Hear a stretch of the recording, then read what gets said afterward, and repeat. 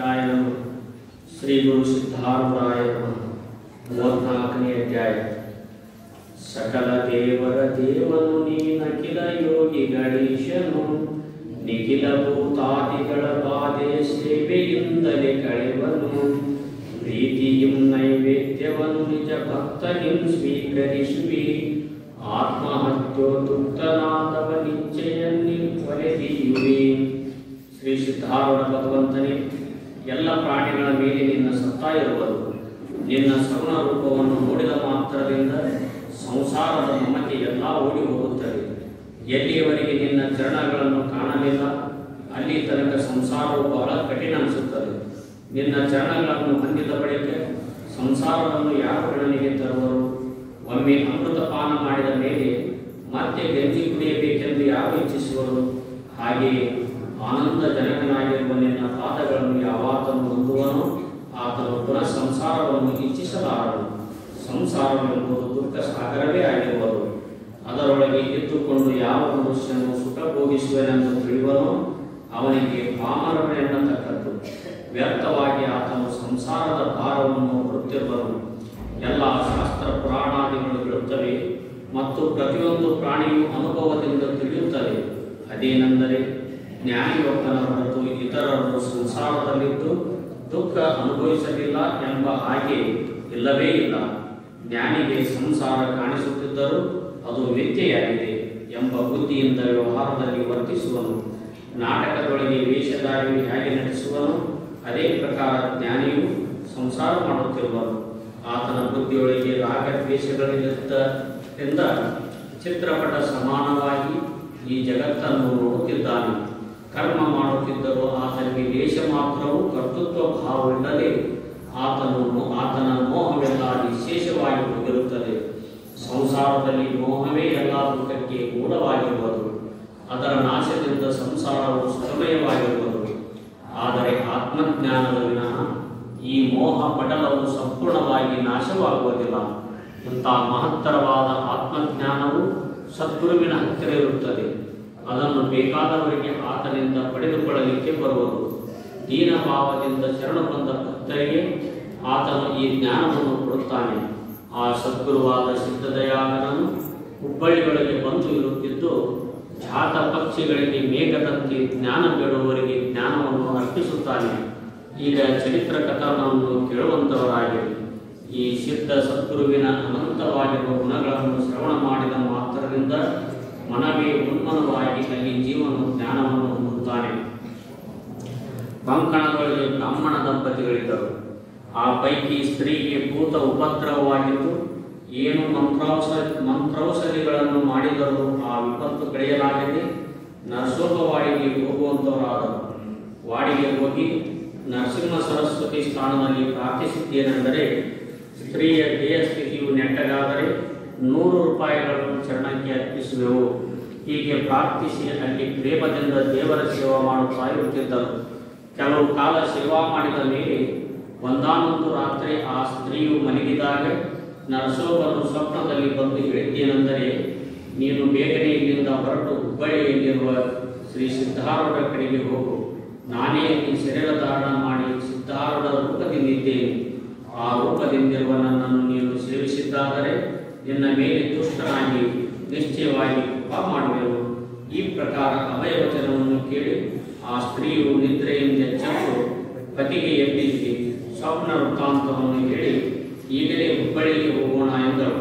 ನರಸೋಬನಿಗೆ ನಮಸ್ಕರಿಸಿ ಆ ದಂಪತಿಗಳು ಹುಬ್ಬಳ್ಳಿಗೆ ಬಂದು ಸಿದ್ಧಾರೂಢರನ್ನು ಕಂಡು ಅತ್ಯಂತ ಪ್ರೇಮಯುಕ್ತರಾಗಿ ಅವರ ಪಾದಕ್ಕೆ ಬಿದ್ದು ತಮ್ಮ ವೃತ್ತಾಂತವನ್ನೆಲ್ಲ ನಿವೇದಿಸಿ ಸ್ತ್ರೀಯು ಅನ್ನುತ್ತಾಳೆ, ನನ್ನ ರೋಗ ನಿವಾರಣಾರ್ಥ ನರಸೋಬನು ನಿಮ್ಮ ಪಾದಕ್ಕೆ ನನ್ನನ್ನು ಕಳುಹಿಸಿರುವನು. ನಿಮ್ಮ ಕೃಪೆಯಿಂದ ನಾವು ಕೃತಾರ್ಥರಾದೆವು. ಈ ವಚನವನ್ನು ಕೇಳಿ ಸಿದ್ಧ ಸದ್ಗುರುಗಳು, ಇಲ್ಲಿಯೇ ಇದ್ದು ನೀವು ನಿತ್ಯದಲ್ಲಿಯೂ ಭಜನೆ ಮಾಡುತ್ತಿದ್ದರೆ ಮನಸ್ಸು ಸಮಾಧಾನ ಹೊಂದಿ ಎಲ್ಲ ಪೀಡೆ ನಿವಾರಣೆಯಾಗುವುದು ಎಂದು ಹೇಳಿದ ವಾಕ್ಯವನ್ನು ಕೇಳಿ ಅವರ ಆಜ್ಞೆಯಂತೆ ಆ ದಂಪತಿಗಳು ನಿತ್ಯ ಭಜನಾನಂದವನ್ನು ಅನುಭವಿಸುತ್ತಾ ಪ್ರೇಮದಿಂದ ಇತರ ಗುರುಸೇವಾದಿಗಳನ್ನು ಮಾಡುತ್ತಾ ಇದ್ದರು. ಇದರಿಂದ ಅವರ ಚಿತ್ತಕ್ಕೆ ಬಹಳ ಸಮಾಧಾನವಾಯಿತು. ಅದರ ಮೇಲೆ ಮಹಾತ್ಮರ ಪವಿತ್ರವಾದ ಸನ್ನಿಧಿ ಇದರಿಂದ ಸರ್ವ ಮಾನಸಿಕ ವ್ಯಥೆಯು ನಾಶವನ್ನುವುದು. ಶ್ರವಣದಿಂದ ದೇಹ ಬುದ್ಧಿಯು ನಿರಸನವಾಗಿ ಅವರ ಚಿತ್ತವು ಶುದ್ಧಿಯನ್ನು ಹೊಂದಿತು.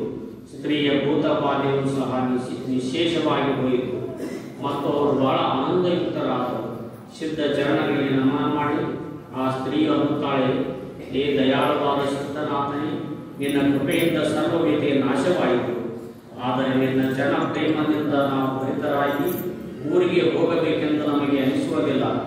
ಹೀಗಂದದ್ದನ್ನು ಸದ್ಗುರುಗಳು ಕೇಳಿ ಸಂತೋಷದಿಂದ ಆ ದಂಪತಿಗಳನ್ನು ಕುರಿತು ಅನ್ನುತ್ತಾರೆ, ನೀವು ಗ್ರಾಮಕ್ಕೆ ಹೋಗಿ ಇದೇ ಪ್ರೇಮವನ್ನು ಮನಸ್ಸಿನಲ್ಲಿ ಹಿಡಿದು ನಿರಂತರ ಸದ್ಗುರು ಚರಣಗಳನ್ನು ಚಿಂತಿಸುವರಾಗಿರಿ.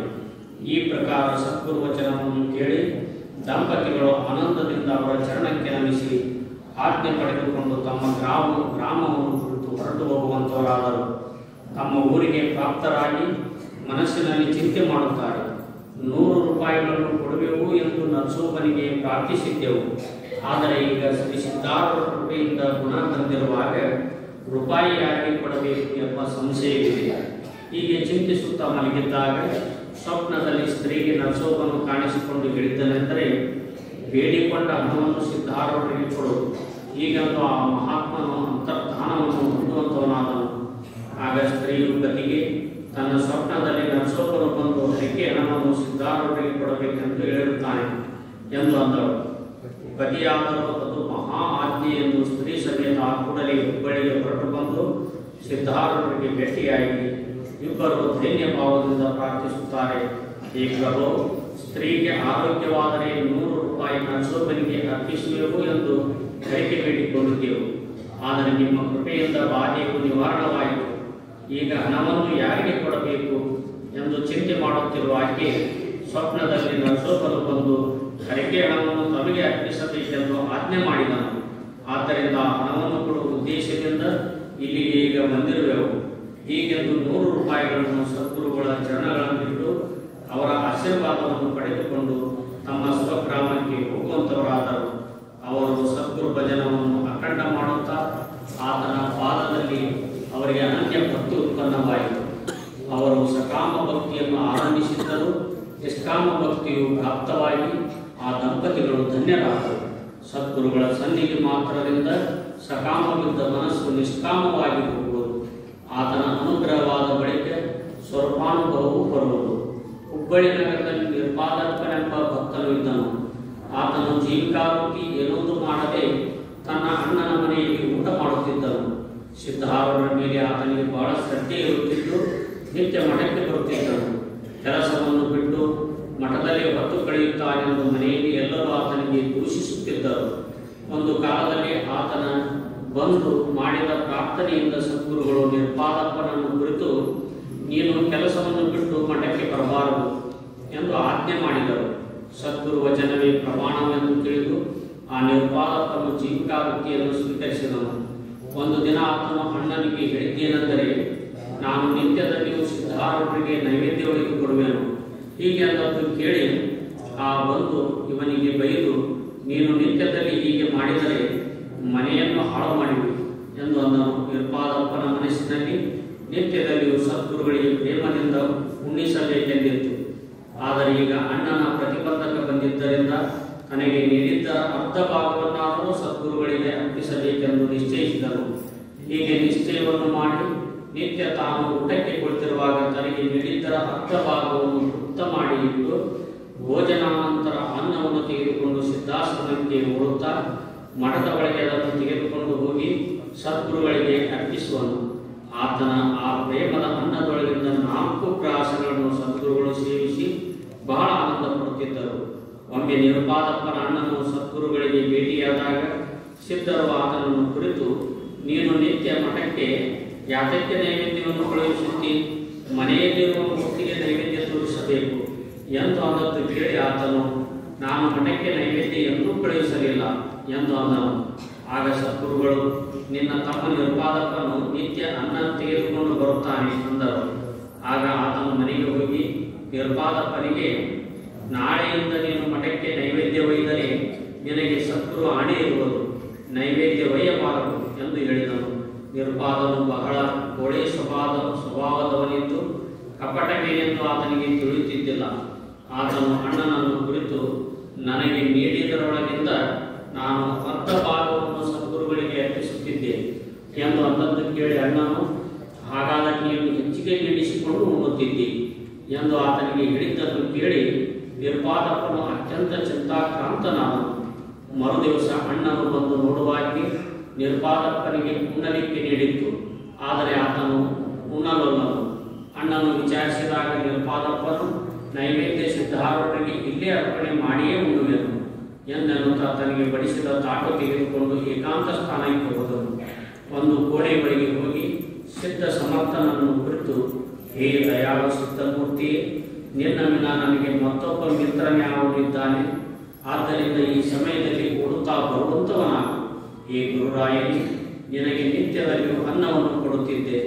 ಆದರೆ ನನ್ನ ಅಣ್ಣನು ನನಗೆ ನಿನ್ನಾಣೆಯನ್ನು ಹಾಕಿ ಪ್ರತಿಬಂಧಕ ಮಾಡಿರುವನು. ಆದ್ದರಿಂದ ನೀನೇ ಇಲ್ಲಿ ತನಕ ಬಂದು ನೈವೇದ್ಯವನ್ನು ಉಣ್ಣುವಂತವನಾಗು. ನೀನು ಒಂದು ವೇಳೆ ಬಾರದಿದ್ದರೆ ನಾನು ಉಣ್ಣಲಿಕ್ಕಿಲ್ಲ ನೋಡು. ಹೇ ಪ್ರಾಣಸ್ಕನೇ, ತೀವ್ರವಾಗಿ ಬಾ, ಇಲ್ಲದಿದ್ದರೆ ನಾನು ಈಗಲೇ ಪ್ರಾಣವನ್ನು ಕೊಡುವೆನು ಎಂದು ಹೇಳಿ ಕೆಲವು ಹೊತ್ತು ದಾರಿ ನೋಡಿದನು. ಸದ್ಗುರು ಬಾರದೇ ಇರುವುದನ್ನು ನೋಡಿ ಮೇಲಿದ್ದ ತೊಲೆಗೆ ಹತ್ತಿ ಅಲ್ಲಿ ಹಗ್ಗ ಕಟ್ಟಿ ಮತ್ತೊಂದು ತುದಿಯನ್ನು ಉರುವಲು ಮಾಡಿ ತನ್ನ ಕೊರಳಿಗೆ ಹಾಕಿಕೊಂಡು ಕೆಳಗೆ ಹಾರಲಿಕ್ಕೆ ಸಿದ್ಧನಾಗಿ ಅನ್ನುತ್ತಾನೆ, ಹೇ ಸಿದ್ಧಾರೂಢ, ನಿನಗೆ ಇವತ್ತು ನೈವೇದ್ಯ ಯಾರು ಕೊಟ್ಟಿರಲಿಕ್ಕಿಲ್ಲ, ನೀನು ಉಪವಾಸ ಇರುವೆ. ಆದ್ದರಿಂದ ನಾನು ಹೇಳುವುದೇನೆಂದರೆ, ನೀನು ಇಲ್ಲಿಗೆ ಬಂದು ನೈವೇದ್ಯವನ್ನು ಸ್ವೀಕರಿಸು. ಇಲ್ಲವಾದರೆ ನಿನಗೋಸ್ಕರ ಈಗಲೇ ಪ್ರಾಣವನ್ನು ಕಳೆದುಕೊಳ್ಳುವೆನು ನೋಡಪ್ಪ. ಹೀಗೆಂದು ಆ ನಿರ್ಪಾದಕನು ತಲೆಯ ಮೇಲಿಂದ ಕೆಳಕ್ಕೆ ಹಾರಿದನು.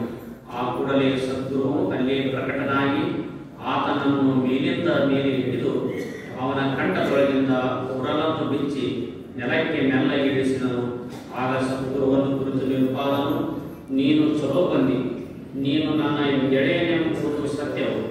ಈಗ ತ್ವರೆ ಮಾಡಿ ನೈವೇದ್ಯವನ್ನು ಸ್ವೀಕರಿಸು, ಹೇ ದಯಾಳನೇ ಎಂದು ಈ ಪ್ರಕಾರ ಅಂದು ಆತನು ಸಿದ್ಧರ ಮುಂದೆ ನೈವೇದ್ಯವನ್ನು ತಂದಿಟ್ಟು ಕೈಯಿಂದಲೇ ಸದ್ಗುರು ಮುಖದಲ್ಲಿ ಗ್ರಾಸಗಳನ್ನು ಹಾಕುತ್ತಿದ್ದನು. ನಿರುಪಾದಪ್ಪನ ಹೃದಯದಲ್ಲಿ ಆನಂದವು ತುಂಬಿ ತ್ರಿಭುವನದಲ್ಲಿ ಬಿಸಲಾರಂತಾಯಿತು. ಆಮೇಲೆ ನಿರ್ಪಾದಪ್ಪನಿಗೆ ಉಣಿಸಿ ಸದ್ಗುರುಗಳು ಹೊರಗೆ ಬಂದು ಅದೃಶ್ಯರಾದರು. ಮತ್ಯಾರು ಅವರನ್ನು ಕಾಣಲಿಲ್ಲ. ಈ ಪ್ರಕಾರ ನಿತ್ಯದಲ್ಲಿಯೂ ನಿರ್ಪಾದಪ್ಪನು ಉಣ್ಣುವಾಗ ಸದ್ಗುರು ನೈವೇದ್ಯ ತೆಗೆದುಕೊಳ್ಳಲಿಕ್ಕೆ ಬರುತ್ತಿದ್ದನು. ಒಂದಾನೊಂದು ದಿನ ನಿರ್ಪಾದಪ್ಪನ ಅಣ್ಣನು ಆತನು ಏನು ಮಾಡುತ್ತಾನೆಂದು ನೋಡಲಿಕ್ಕೆ ಗುಪ್ತನಾಗಿ ನಿಂತಿರುವಾಗ ಸದ್ಗುರುಗಳು ಸಾಕ್ಷಾತ್ ಪ್ರಕಟರಾಗಿ ನಿರ್ಪಾದಪ್ಪನ ಅವರ ಮುಖದಲ್ಲಿ ಗ್ರಾಸ ಹಾಕುತ್ತಿರುವುದನ್ನು ಕಂಡು ಬಹಳ ಆಶ್ಚರ್ಯಚಕಿತನಾಗಿ ಓಡಿ ಬಂದು ಸದ್ಗುರು ಪಾದವನ್ನು ಗಟ್ಟಿಯಾಗಿ ಹಿಡಿದು, ತ್ರಾಹಿ ತ್ರಾಹಿ, ನಾನು ಮಹಾಮೂರ್ಖನು, ಮಂದಮತಿಗಿರುತ್ತೇನೆ. ನಿನ್ನ ಅಗಾಧ ಮಹಿಮೆಯನ್ನು ನಾನು ತಿಳಿಯಲಾರದೆ ಹೋದೆನು. ನಿರ್ಪಾದಪ್ಪನು ಧನ್ಯನಿದ್ದಾನೆ, ಅವನ ಸಂಗತಿಯಿಂದ ನಾನಾದರೂ ಧನ್ಯನಾದನು. ಈತನಿಗೆ ನಿನ್ನ ಮೇಲೆ ಅನನ್ಯ ಭಕ್ತಿ ಇರುವುದು. ಆದ್ದರಿಂದ ಇವನನ್ನು ನೀನು ಮಠಕ್ಕೆ ಕರೆದುಕೊಂಡು ಹೋಗು. ನಾನಾದರೂ ನಿಮ್ಮಿಬ್ಬರಿಗೋಸ್ಕರ ನಿತ್ಯದಲ್ಲಿಯೂ ನೈವೇದ್ಯವನ್ನು ಅಲ್ಲಿಗೆ ತರುವೆನು. ಇನ್ನು ಮೇಲೆ ಈತನಿಗೆ ಉದ್ಯೋಗ ಮಾಡಲಿಕ್ಕೆ ಇರುವುದಿಲ್ಲ. ಈತನ ಬಂಧುತ್ವದಿಂದ ನನಗೆ ಧನ್ಯತ್ವ ಪ್ರಾಪ್ತವಾಯಿತು. ಹೇ ಸಿದ್ಧರಾಯನೇ, ನೀನಾದರೂ ಕೃಪೆ ಮಾಡಿ ಇಲ್ಲಿಗೆ ಬಂದು ನಮ್ಮ ಗೃಹವನ್ನು ಪವಿತ್ರ ಮಾಡಿದಿ ಎಂದು ಹೇಳಿದನು. ಆಗ ಸದ್ಗುರುಗಳು, ನನ್ನನ್ನು ಬಿಟ್ಟು ಇವನು ತಾಳಲಾರನು. ಆದ್ದರಿಂದ ಈತನನ್ನು ಸಿದ್ಧಾಶ್ರಮಕ್ಕೆ ಕರೆದುಕೊಂಡು ಹೋಗುವೆನು, ಅಲ್ಲಿಯೇ ಸೇವೆ ಮಾಡಿಕೊಂಡಿರಲಿ ಎಂದು ನುಡಿದ ಅಮೃತ ವಚನವನ್ನು ಕೇಳಿ ನಿರ್ಪಾದಪ್ಪನ ಮನಸ್ಸಿನಲ್ಲಿ ಅತ್ಯಂತ ಹರ್ಷವನ್ನು ಹೊಂದಿ, ಇವತ್ತು ನನ್ನ ಪುಣ್ಯವು ಉದಯವಾಯಿತು, ಪುಣ್ಯ ಸ್ಥಾನಕ್ಕೆ ನಾನು ಪ್ರಾಪ್ತನಾಗಿ ಇವತ್ತಿನಿಂದ ಸಿದ್ಧಾರೂಢರ ಸಮೀಪವೇ ಇದ್ದು ನಿತ್ಯ ಕಾಲದಲ್ಲಿಯೂ ಸೇವೆ ಮಾಡುತ್ತಿರುವೆನು ಎಂದು ಅನ್ನುವಾಗ ಆತನ ಕಂಠ ಗರ್ಭಚಿತವಾಗಿ ಕಣ್ಣೊಳಗಿಂದ ಪ್ರೇಮಾಸ್ತ್ರಗಳು ಸುರಿಯಲಾರಂಭಿಸಿದವು. ಸದ್ಗುರುಗಳ ನಿಕಟದಲ್ಲಿದ್ದು ಕೆಲವು ಕಾಲ ಸೇವಾ ಮಾಡುತ್ತಿರುವಾಗ ಆತನಿಗೆ ನಿರ್ಯಾಣ ಕಾಲವು ಸಮೀಪಿಸಿತು. ಆಗ ನಿರ್ಪಾದಪ್ಪನು, ನಾನು ಕೈಲಾಸ ಪರ್ವತಕ್ಕೆ ಹೋಗುವೆನು ಎಂದು ಹೇಳುತ್ತಾ ಮಸ್ತಕವನ್ನು ಸದ್ಗುರು ಚರಣದಲ್ಲಿಟ್ಟು ಸದ್ಗುರು ಧ್ಯಾನವನ್ನು ಹೃದಯದಲ್ಲಿ ಮಾಡುತ್ತಾ ಪ್ರಾಣವನ್ನು ತ್ಯಜಿಸಿದನು. ಕೂಡಲೇ ಒಂದು ವಿದ್ಯುಲ್ಲತೆಯಂಥ ತೇಜವು ಎಲ್ಲರಿಗೂ ಕಾಣಿಸುವಂಥದ್ದಾಯಿತು. ಆಗ ಹಾಗೆ ಸರ್ವರು ಧನ್ಯ ಧನ್ಯ ನಿರ್ಪಾದಪ್ಪನು, ಈತನು ಭಕ್ತರಿಗೋಸ್ಕರ ಸಾಕ್ಷಾತ್ ಸದ್ಗುರು ರೂಪದಿಂದ ಬಂದಿರುವ ಕೈಲಾಸಪತಿಯನ್ನೇ ಸಂಪಾದಿಸಿಕೊಂಡನು ಎಂದು ನುಡಿದರು. ಈಗ ಕಥೆಯ ಲಕ್ಷಾರ್ಥವನ್ನು ಶ್ರವಣ ಮಾಡುವಂಥವರಾಗಿ ಪ್ರಥಮ ಕಥೆಯೊಳಗೆ ಜೀವ ಮತ್ತು ಬುದ್ಧಿ ಎಂಬಿವೆ ದಂಪತಿಗಳು. ವಿಷಯಚಿಂತನವೆಂಬ ಪಿಶಾಚವೇ ಆ ಬುದ್ಧಿಗೆ ಬಾಧೆ ಕೊಡುತ್ತಿತ್ತು. ಆದ್ದರಿಂದ ಸ್ತ್ರೀಗೆ ಆರೋಗ್ಯವಾಗುವುದಕ್ಕೋಸ್ಕರ ಅವರು ನರಸಿಂಹ ಸರಸ್ವತಿ ಸ್ಥಾನವನ್ನು ಸೇವಿಸಿದರು. ಆತನು ತಾನೇ ಸಿದ್ಧಾರೂಢನಿದ್ದಾನೆ. ಆ ರೂಪದಿಂದಿರುವ ನನ್ನ ಸೇವಾ ಮಾಡಿದ್ದಾದರೆ ರೋಗ ನಿರಸನವಾಗುವುದು ಎಂದು ಹೇಳಿದನು. ಸದ್ಗುರು ಸೇವೆಯನ್ನು ಸದ್ಭಾವದಿಂದ ಮಾಡುತ್ತಿರುವಾಗ ವಿಷಯ ಚಿಂತನವು ನಿರಸನವಾಗುತ್ತದೆ. ಆಮೇಲೆ ವೃತ್ತಿರೂಪ ರೂಪಾಯಿಗಳನ್ನು ಸದ್ಗುರುಗಳಿಗೆ ಅರ್ಪಿಸುವಂತವರಾದರು. ಈಗ ಎರಡನೇ ಕಥೆಯ ಲಕ್ಷಾರ್ಥವೇನೆಂದರೆ, ಜೀವನೇ ನಿರುಪಾದಕವಿದ್ದು ನಿತ್ಯದಲ್ಲಿ ಮಠವೆಂಬ ಸಮಾಧಿಯೊಳಗೆ ಇರುತ್ತಿರುವಾಗ ಅಲ್ಲಿಂದ ಪ್ರಾರಬ್ಧವೆಂಬ ಬಂದು ಆತನನ್ನು ಹೊರಗೆ ಹಾಕಿಸಿದನು. ವಿಷಯಾಕಾರ ವೃತ್ತಿ ಎಂಬ ಉದ್ಯೋಗ ಮಾಡುತ್ತಿರುವಾಗ ಆತ್ಮಾಕಾರ ವೃತ್ತಿ ಎಂಬ ನೈವೇದ್ಯವನ್ನು ಸದ್ಗುರುವಿಗೆ ಅರ್ಪಿಸುತ್ತಿದ್ದನು. ಪ್ರಾರಬ್ಧನು ಅದಕ್ಕೂ ಪ್ರತಿಬಂಧಕ ಮಾಡಿದನು. ಪ್ರಾರಬ್ಧನ ಪ್ರತಿಬಂಧವು ಸಹನವಾಗಲು ಸದ್ಗುರು ದಶೆಯಿಂದ ಜೀವನು ಪ್ರಾಣ ಕೊಟ್ಟು ವಿಧೇಯ ಕೈವಲ್ಯವನ್ನು ಹೊಂದಿದರೆ ಪ್ರಾರಬ್ಧ ಪ್ರತಿಬಂಧವು ನಿಂತು ಹೋಗುವುದೆಂದು ತಿಳಿದು ಆ ಕಾರ್ಯದಲ್ಲಿ ಪ್ರವರ್ತಿಸಿದನು. ಹಾಗೆ ಜ್ಞಾನ ರೂಪಕರು ಪ್ರಾಪ್ತನಾಗಿ ಜೀವನಿಗೆ ಸಮಾಧಾನಪಡಿಸಿದನು. ಪ್ರಾರಬ್ಧನು ಆ ನಂತರ ಆ ಜೀವನಿಗೆ ಪ್ರತಿಬಂಧಕ ಮಾಡಲಿಲ್ಲ. ಜ್ಞಾನನು ಜೀವನನ್ನು ಸಮಾಧಿಯೊಳಗೆ ಕರೆದುಕೊಂಡು ಹೋಗಿ ಅಲ್ಲಿ ಆತನನ್ನು ಸ್ಥಿರಗೊಳಿಸಿದನು. ಈ ಪ್ರಕಾರವಿರುವ ಕಥೆಯ ಲಕ್ಷಾರ್ಥವನ್ನು ಶ್ರೋತಾ ಜನರುಗಳಿರ ಹೃದಯದಲ್ಲಿ ವಿವರಿಸುವಂತವರಾಗಿರಿ ಎಂಬಲ್ಲಿಗೆ ಶ್ರೀ ಸಿದ್ಧಾರೂಢ ಕಥಾಮೃತದ ಶ್ರವಣ ಮಾತ್ರದಿಂದ ಸರ್ವ ಪಾಪಗಳನ್ನೆಲ್ಲ ಭಸ್ಮ ಮಾಡುವಂಥ ಅತಿ ಮಧುರವಾದ ಈ 34ನೇ ಅಧ್ಯಾಯವನ್ನು ಶಿವದಾಸನು ಶ್ರೀ ಸಿದ್ಧಾರೂಢ ಸದ್ಗುರುಗಳ ಚರಣಾರವಿಂದಗಳಲ್ಲಿ ಅರ್ಪಿಸಿರುವರು.